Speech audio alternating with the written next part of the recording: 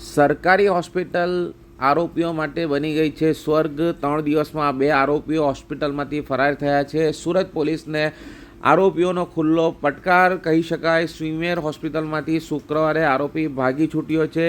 શનિવારની રાત્રે સિવિલ હોસ્પિટલમાંથી આરોપી ભાગી નીકળ્યો હતો। મહિધરપુરા પોલીસ મેડિકલ ચેકઅપ માટે લાવી હતી। સ્વીમેર હોસ્પિટલમાં આરોપી રાધેશ્યામસિંહ ભરતસિંહ ગોટ થયો હતો ફરાર। સિવિલ હોસ્પિટલમાંથી એનડીપીએસનો આ આરોપી છે। લાજપોર જેલમાં બંધ કેદી શાહરૂખ ઉર્ફે ચિકની પઠાણ નામનો આરોપી ફરાર થયો છે। જેલમાંથી સારવાર માટે નવી સિવિલ હોસ્પિટલમાં લવાયો હતો। એનડીપીએસના ગંભીર ગુનાનો આરોપી 9-11 થઈ ગયો હતો સિવિલ હોસ્પિટલમાંથી।